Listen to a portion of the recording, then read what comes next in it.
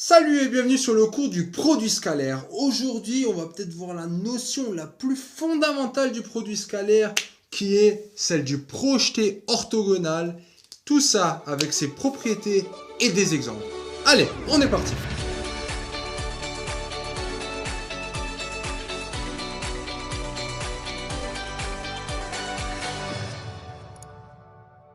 Alors, c'est quoi un projeté orthogonal? Supposons que j'ai la droite AB et le point C. Et que maintenant je te demande quel est le projeté orthogonal de C sur la droite AB.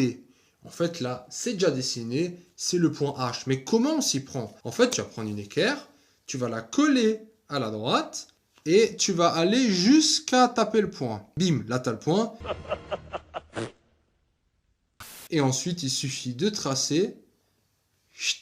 Et c'est ce point, le point H, qui va être le projeté de C sur la droite AB.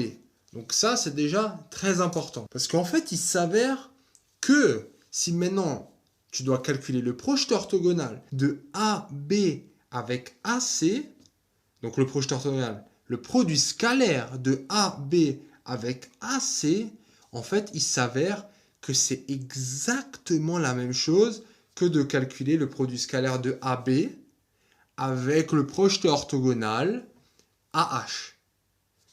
En fait, au lieu de devoir calculer AB scalaire AH, il suffit de calculer AB scalaire AH. Et là, on a deux cas que voici. Là, j'ai le point A qui est là et le point A qui est là. Si mon point C, il est dans la partie droite, mon projeté AH, donc là, j'ai toujours cet angle droit, il sera entre A et B. Dans l'autre cas, si le point C est derrière, d'une certaine manière, AB, donc le projeté sera derrière H.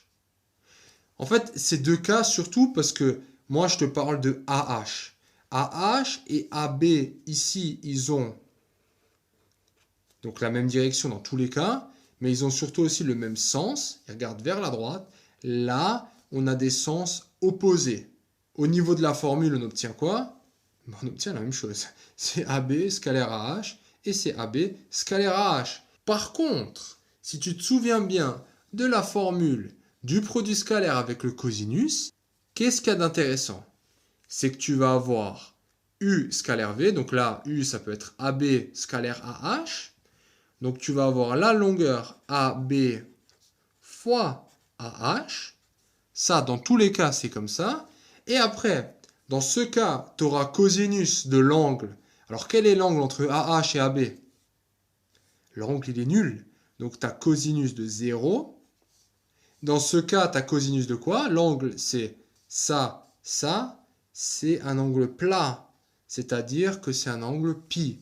Cosinus de pi, c'est égal à combien? Cosinus de pi, c'est égal à moins 1. Et cosinus de 0, c'est égal à 1. Conclusion, AB scalaire AH, vectoriellement, la formule est la même. Si on la met en pratique, avec cette formule, on peut en déduire que c'est égal à AB fois AH. Et dans ce cas-là, c'est égal à AB fois AH, mais j'ai encore le signe moins, qu'il ne faut surtout pas oublier. Et voici pour le projeté orthogonal. Donc ce projeté orthogonal, c'est vraiment une notion fondamentale avec les produits scalaires à comprendre. Et tu vas voir que c'est vraiment très utile dans les calculs, parce que c'est un raccourci de fou. N'importe quel point, au final, on peut toujours calculer le produit scalaire entre deux vecteurs, donc c'est juste les longueurs. Au final, on calcule juste une multiplication de longueurs. Là, j'ai quoi? Donc j'ai un rectangle ABCD, tel que AB est égal à 6 et M la moitié de AB. Donc là, j'ai à chaque fois 3 et 3. Là aussi, j'ai BC, 3. Bref, calculons AB scalaire AC. Alors, AB scalaire AC.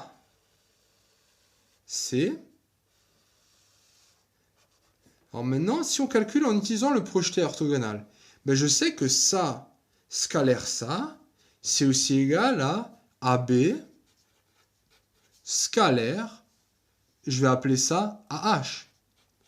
Avec H, le projeté orthogonal de C sur AB. Donc il faut que je projette ça tel que là, j'ai un angle droit. Eh, mais c'est un rectangle. Du coup, automatiquement, ici, j'ai un angle droit. En fait, AH, dans mon cas, c'est AB aussi.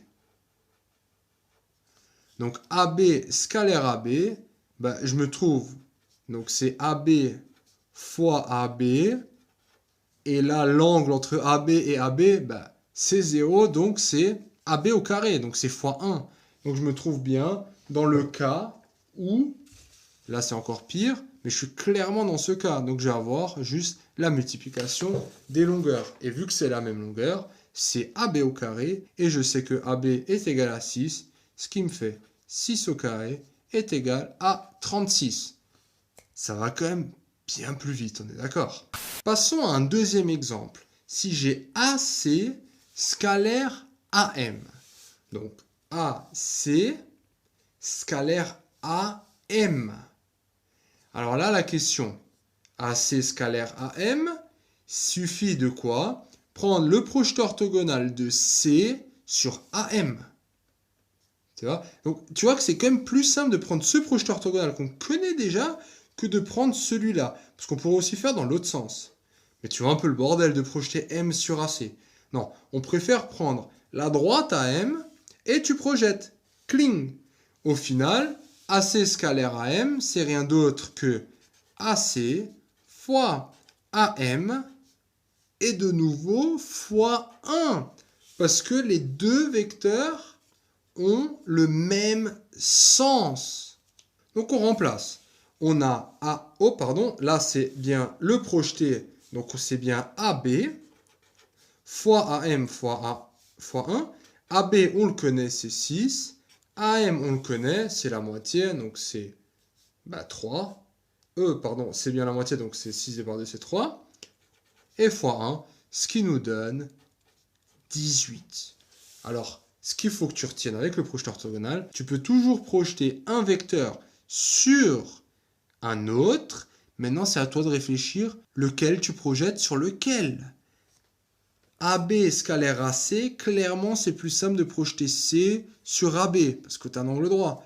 Projeter B sur AC, c'est déjà beaucoup plus compliqué. Donc, comprends vraiment qu'il faut projeter un vecteur sur l'autre et que toi, tu vas toujours gérer de manière à projeter le plus simple, d'avoir le projeté orthogonal le plus simple. Juste une petite généralisation que tu pourras aussi voir, je ne vais pas la démontrer maintenant, mais si tu as un vecteur maintenant comme ça, supposons tu as le vecteur EF, et que tu trouves un vecteur ici, GH,